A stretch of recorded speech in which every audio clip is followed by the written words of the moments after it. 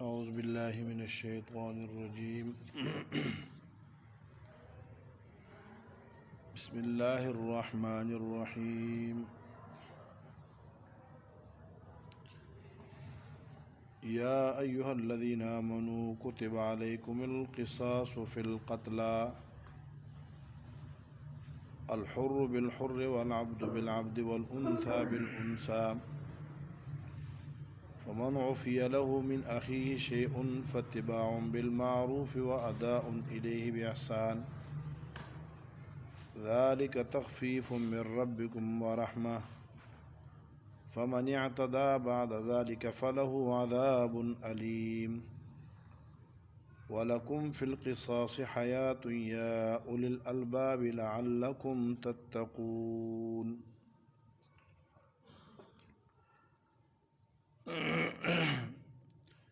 یا ایہا الذین آمنوا کتب علیکم القصاص فی القتلى 178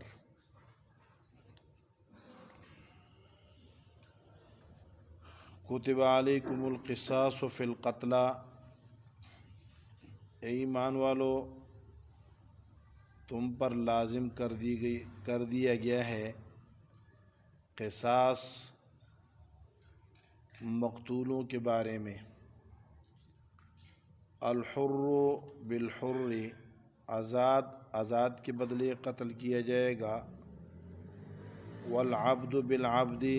اور غلام کے بدلے میں قتل کیا جائے گا والانثى بالانثى اور عورت کے بدلے قتل کی جائے گی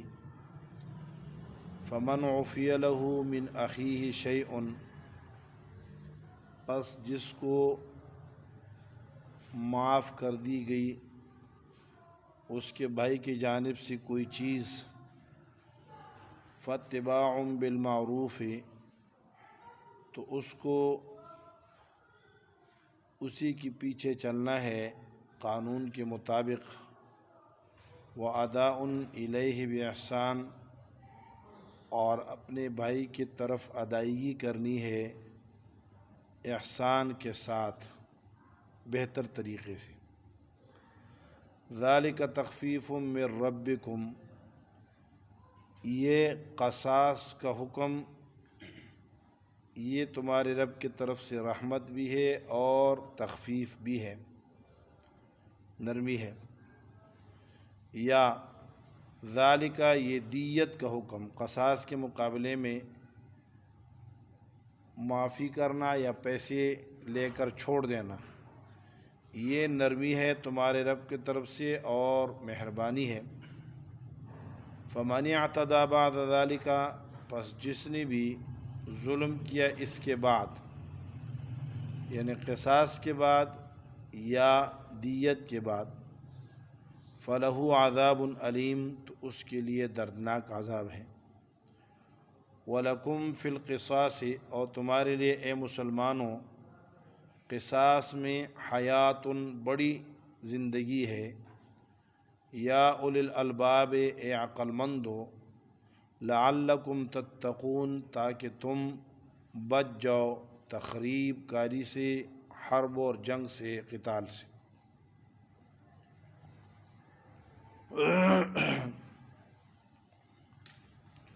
گزشتہ آیت سے سورت کے دوسرے حصے کا آغاز ہو گیا ہے سورت کے دوسرے حصے میں بنیادی مسئلہ وہ جہاد کا ہے لیکن جہاد کے حکم سے پہلے اور مسئلے سے پہلے جہاد کی تیاری ہے تو جہاد کی تیاری کے حوالے سے گزشتہ آیت میں 10 امور کا ذکر ہوا ہے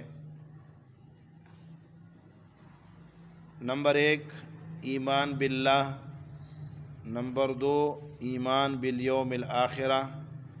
نمبر 3 ایمان بالملائک نمبر 4 ایمان بالکتب نمبر 5 ایمان بالانبیاء یہ 5 عقائد ہیں اور 5 امور کا ذکر ہوا ہے جو اعمال ہے۔ نمبر 1 مال خرچ کرنا، نمبر 2 نماز قائم کرنا، نمبر 3 زکوٰۃ دینا، نمبر 4 عہدوں کو پورا کرنا، اور نمبر 5 مصائب اور آلام پر صبر کرنا۔ یہ 10 امور گویا کہ جہاد سے پہلے انسان کے ذاتی زندگی کو سنوارنے کے لیے، اس کی انفرادی تربیت کے لیے، تہذیب نفس کے لیے یہ 10 امور ضروری ہیں، 5 عقائد میں اور 5 اعمال میں، اور ان سب کا خلاصہ ہے تقوی۔ یہ ساری کی ساری چیزیں کس سے حاصل ہوتی ہیں؟ تقوی سے حاصل ہوتی ہیں، اس لیے فرمایا وَأُولَٰئِکَ هُمُ الْمُتَّقُونَ۔ آج کی آیت سے اس باب کا، اس حصے کا دوسرا باب، یعنی مسئلہ قتال کے اندر 4 باب ذکر ہوں گے۔ پہلا باب یہاں سے جو گزر گیا آیت نمبر 177 میں، دوسرا باب آیت نمبر 178 سے شروع ہوگا اور آیت نمبر 179، ٹھیک ہے، 1 کم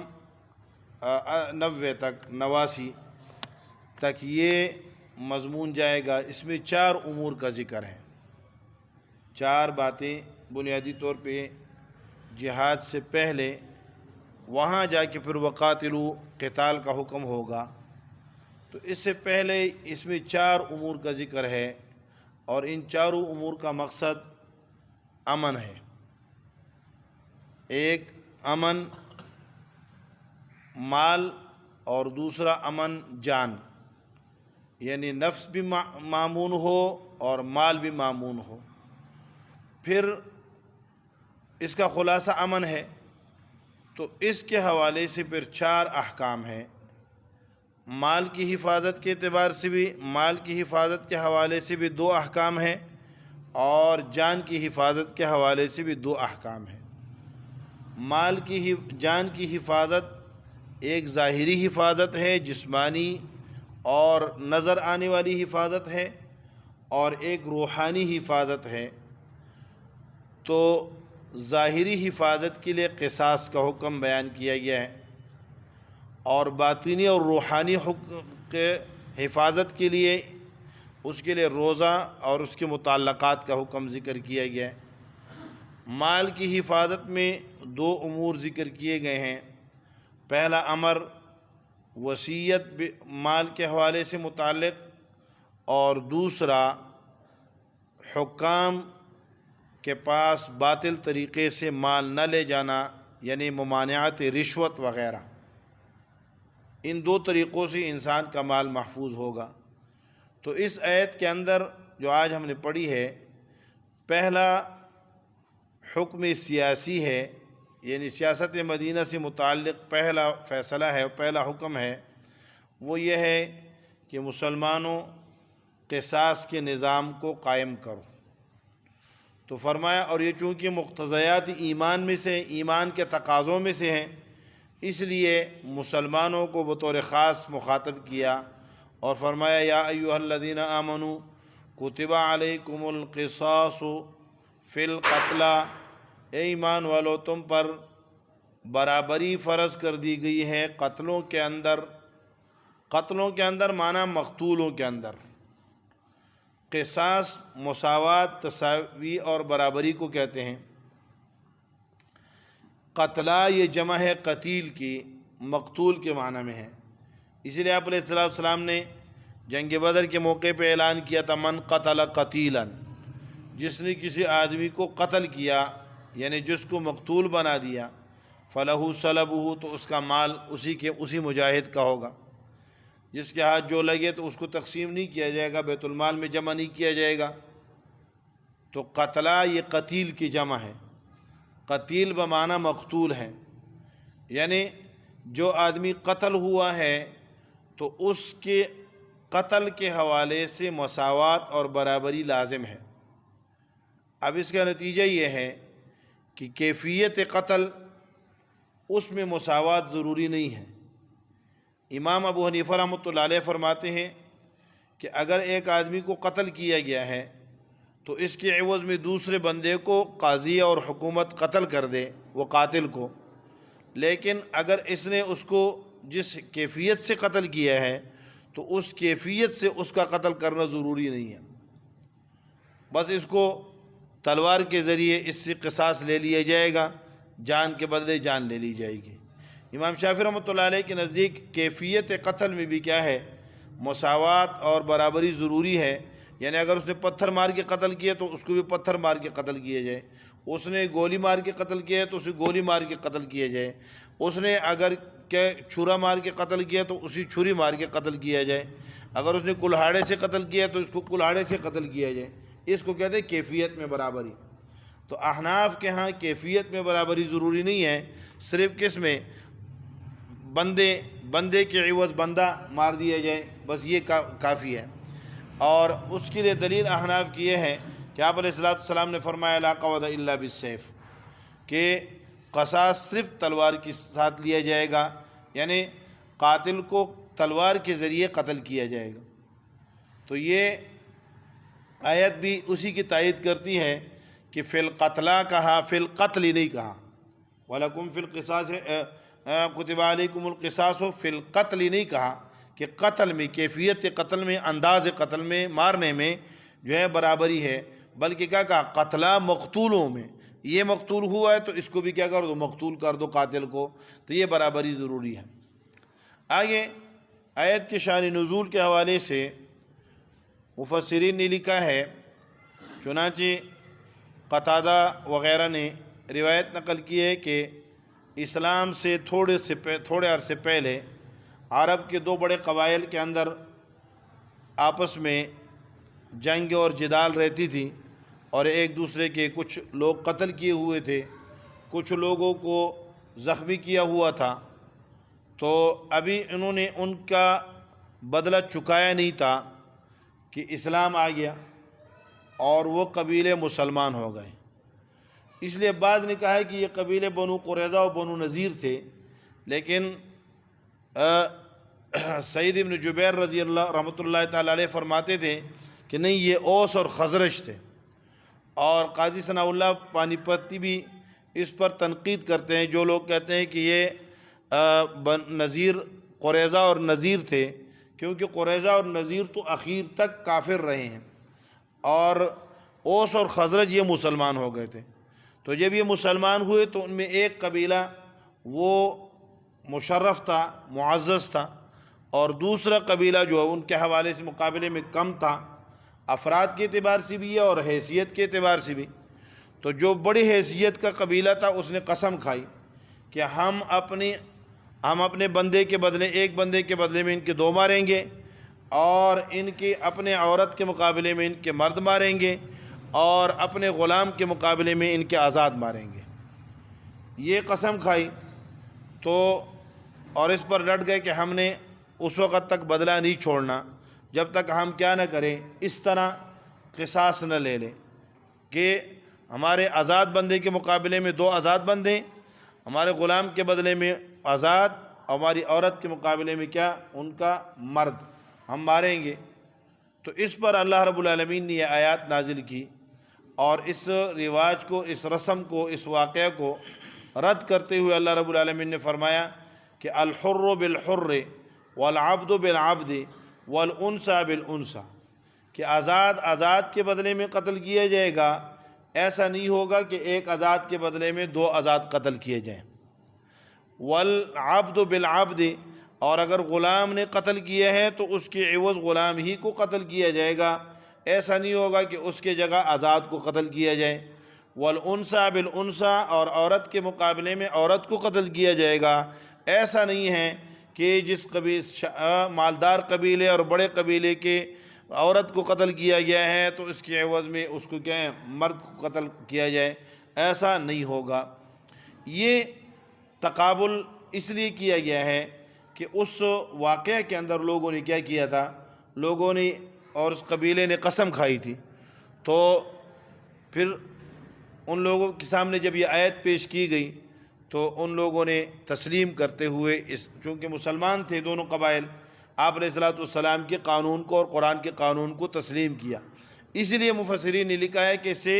اوس اور خزرج کے دو قبائل مراد ہیں، قبیلہ بنو نذیر اور بنو قریظہ جو یہودیوں کے قبائل تھے وہ مراد نہیں ہیں. تو فرمایا یہ تقابل اس لیے کیا ہے، اور یوں اس لیے نہیں کہا کہ النفس بالنفس، النفس بالنفس بندے کو بندے کے بدلے مارا جائے گا، بس یہ تو شارٹ کٹ لفظ تھا، لیکن ایسے نہیں کیا، تفصیل کر دی کہ آزاد آزاد. اور البتہ یہ معنی نہیں ہے کہ اگر اور آزاد غلام کو قتل کر دے یا غلام آزاد کو قتل کر دے تو وہ اس کے مقابلے میں قتل نہیں کیا جائے گا، نہیں، وہ بھی قتل کیا جائے گا. لیکن چونکہ یہاں رسم اور رواج جو تھا اور ان کا جو دعوت تھا وہ یہ تھا، تو اس لیے یہاں اس کی تفصیل کر دی. فمن عفی لہ من اخیہ شیء، یہاں تک تو قصاص کا حکم تھا. آگے دیت کا حکم ہے. قصاص دو چیزیں ہیں، ایک قانونی بدلہ قصاص ہے اور دوسرا قانونی بدلہ دیت ہے. اگر کسی نے کسی کو قتل کر دیا ہے تو قاتل کے لیے، قاتل کے اولیاء کے، مقتول کے اولیاء کے پاس دو اختیار ہیں، یا تو اسے قصاصاً قتل کر دیں، اور اگر قصاصاً قتل نہیں کرتے تو اس سے دیت کا مطالبہ کر لیں. لیکن یہ اس وقت ہے کہ جب تمام کے تمام ورثاء، تمام کے تمام اولیاء اس سے دیت کا مطالبہ کر رہے ہوں. اور اگر کچھ لوگ معاف کر دیں، باقی جو ہے نا دیت کا مطالبہ کرے، تو پھر جو مصالحت ہوگی پھر وہی اسی کے مطابق چلیں گے. تو فرمایا فمن عفی لہ من اخیہ شیء، یہ من سے مراد یا تو قاتل ہے یا وارث ہے. اور عفیہ کے دو معنی ہیں، ایک عفیہ کے معنی معاف کرنا، دوسرے عفیہ کے معنی ہے دینا. تو اگر من سے مراد قاتل ہو اور عفیہ کے معنی معاف کرنے کے ہو، تو پھر من اخیہ میں جو اخی لفظ ہے اس سے یا تو اخوت نسبی مراد ہے یا اخوت اسلامی مراد ہے. تو اگر پہلا معنی ہے یعنی من عفی لہ من اخیہ شیء، من جس قاتل کو، عفیہ معنی معاف کر دیا گیا، من اخیہ اس کے نسبی بھائی کی جانب سے، شیء کوئی چیز، یعنی قاتل مقتول کے بھائی کی طرف سے قصاص معاف کر دی گئی اور دیت کا مطالبہ کر دیا گیا، تو فاتباع بالمعروف، تو قاتل کو اتباع ہے قانون اور دستور کے مطابق، اور اس دیت کی ادائیگی ہے اپنے اس نسبی بھائی کو. یا من سے مراد وارث ہو اور عفیہ کا معنی اعطیہ ہو، اور اخی سے مراد اخی اسلامی ہو، تو پھر معنی یہ ہوگا جس وارث کو دے دی گئی کوئی چیز اس کے اسلامی بھائی کے طرف سے، اس کے اسلامی بھائی کے طرف سے کوئی چیز دے دی گئی اور وہ اس پر راضی ہو گیا، تو فاتباع بالمعروف، وہ اسے قانون کے مطابق لے لیں، اور جو مقتول کے وارث ہے، جو قاتل کے وارث ہے، ان کے لیے ادائیگی ہے اس چیز کی جو کیا ہے مسلمان بھائی نے اس سے مطالبہ کیا ہے کہ قتل تو آپ کو معاف کر دیا گیا ہے، لیکن اس کے عوض میں کیا ہے آپ دیت دیں. تو اس دیت دینے کے اندر وہ ٹال مٹول نہ کریں. ذالک تخفیف من ربکم ورحمۃ، اور یہ قصاص یا دیت دونوں کی طرف اشارہ ہے. ذالک، یہ قصاص، تخفیف من ربکم، یہ تمہارے رب کی طرف سے تخفیف ہے. کہ قبائل قتل ہو جاتے تھے، ان کے عوض میں ایک بندہ قتل کر دیا جاتا ہے، تو یہ تخفیف ہے. یا یہ قصاص کے مقابلے میں دیت، یہ اللہ کی طرف سے خصوصی مہربانی اور رحمت ہے کہ سابقہ امتوں کے اندر یا تو کیا تھا، صرف قصاص اور یا صرف جو ہے عفو تھا، دیت کا درمیانی راستہ جو ہے وہ نہیں تھا. تو یہودیت کے اندر صرف قصاص تھا اور عیسائیت کے اندر صرف عفو معاف کرنا تھا. درمیان میں جو دیت ہے یا پیسے ہیں یہ چیز نہیں تھی۔ فمن اعتدی بعد ذلک فلہ عذاب علیم، یہاں سے اللہ رب العالمین ایک تنبیہ کر رہے ہیں کہ اگر کوئی آدمی اس کے بعد زیادتی کرے، یعنی دیت لی اور اس کے بعد پھر بھی بندہ مار دیا، یا قصاص لی اور قصاص کے بعد اس پر ٹھہرا نہیں اور مزید بندے قتل کر دیے، تو فرمایا ان کے لیے دردناک عذاب ہے۔ وَلَكُمْ فِي الْقِصَاصِ حَيَاتٌ، اور تمہارے لیے قصاص میں زندگی ہے، حیات عظیم، تنوین تعظیم کے لیے ہے، عظیم زندگی ہے، بڑی زندگی ہے۔ بڑی زندگی کیسے ہیں؟ فرمایا کہ قصاص کی وجہ سے ایک تو لوگ قتل سے باز آ جاتے ہیں، ڈرتے ہیں کہ میں قصاصاً قتل کر دیا جاؤں گا، میں چھوٹوں گا نہیں، اور میرے لیے قانون جو ہے وہ میرے لیے اور ایک بادشاہ کے لیے ایک جیسا ہے۔ اسلام کی خصوصیت یہ ہے کہ اس میں قانون سب کے لیے برابر ہوتا ہے۔ حضرت علی رضی اللہ تعالیٰ عنہ امیر المومنین ہیں، اور یہودی نے ان کے اوپر دعویٰ کیا ہے، اور قاضی شریح نے ان کے مقابلے میں کیا کیا، ان کا فیصلہ یہودی کے حق میں کر دیا ہے، کس کے؟ امیر المومنین کے مقابلے میں۔ تو یہ اسلام کی خصوصیت ہے، اور یہ عدل و انصاف غریب آدمی کے لیے تو سب سے زیادہ فائدہ اسلام میں ہے، لیکن یہ غریب ہی اسلام سے زیادہ بھاگتا ہے، دوڑتا ہے کہ اسلام نہیں ہونا چاہیے۔ حالانکہ غریب آدمی تو اسلام جو ہے وہ بدماشوں کے ہاتھ مروڑتا ہے، جبکہ ہماری دنیا کے سارے قوانین وہ بدماشوں کے معاون بنتے ہیں، غریب کا ہاتھ مروڑ دیا جاتا ہے۔ غریب اپنے حق تک پہنچتے پہنچتے مر جاتا ہے، راستے میں ہی جو ہے نا اس کی جوتے پھٹ جاتے ہیں، وہ اپنے حق تک پہنچ نہیں پاتا۔ اس لیے اسلام جو ہے وہ کس کا؟ غریبوں کا رکھوالا اور غریبوں کا سہارا مذہب ہے۔ فرمایا وَلَكُمْ فِي الْقِصَاصِ حَيَاتٌ، دیکھ نمبر 2، وَلَكُمْ فِي الْقِصَاصِ حَيَاتٌ، حیات ہے، زندگی اس لیے ہے کہ ایک آدمی مارا جائے گا، قبائل جنگوں سے جدال سے بچ جائیں گے، ورنہ تو قبائل ایک مارا ہے، اس نے اس کے 2 مار دیے، اس نے اس کی 3 مار دیے، 4 مار دیے۔ دنیا کے اندر یہ ہم دیکھتے ہیں کہ لڑائیاں وہ بڑھتی چلی جاتی ہیں، تو وہیں پہ وہ اس کو فل سٹاپ لگ جانا تھا اگر قصاصاً قاتل کو قتل کر دیا جائے۔ یا اولی الالباب ہے، عقل مندو، تو خطاب کس کو ہے؟ عقل مندوں کو ہے، کیونکہ بیوقوف اور کم عقل اس کے حکمت کو نہیں سمجھتے۔ وہ کہتے ہیں تو یہ تو کیا ہے؟ ظالمانہ قانون ہے، بندے مارنا یہ ظالمانہ قانون ہے، ہاتھ کاٹنا یہ ظالمانہ قانون ہے۔ تو ان کو عقل نہیں ہے نا، ایک ہاتھ کٹے گا اور لاکھوں لوگ جو ہیں وہ چوری کرنے سے باز آ جائیں گے۔ ایک بندہ قصاصاً قتل کیا جائے گا اور اس کو ڈی چوک پہ لٹکا دیا جائے گا، ساری دنیا کو پتہ چلے گا، پورا میڈیا اس کو دکھائے گا کہ اس بندے نے بندے کو قتل کیا تھا اور یہ قتل ہو گیا ہے۔ پھر جب بندہ کسی کو مارنے لگے گا تو 100 مرتبہ سوچے گا کہ یار اس کو میں تو مارنے لگا ہوں، لیکن پھر میری لاش بھی جو ہے وہ ڈی چوک پہ لٹکی ہوئی نظر آئے گی، یا مینار پاکستان میں لٹکی ہوئی نظر آئے گی۔ تو اس لیے قصاص کے اندر تمہارے لیے حیات ہے، لیکن اسے سمجھتے کون ہے؟ اے عقل مندو، تمہیں پتہ ہے، لعلکم تتقون، تاکہ تم بچ جاؤ کس سے؟ تخریب کاری سے بچ جاؤ، جنگوں سے بچ جاؤ، اور اللہ کی حکمتوں سے انکار سے بچ جاؤ۔ اللہ کی حکمتوں 3 چیزوں سے حفاظت تمہاری ہوگی اگر تم اس قانون کو تسلیم کر لو گے۔ اللہ رب العالمین ہمیں عمل کرنے کی توفیق نصیب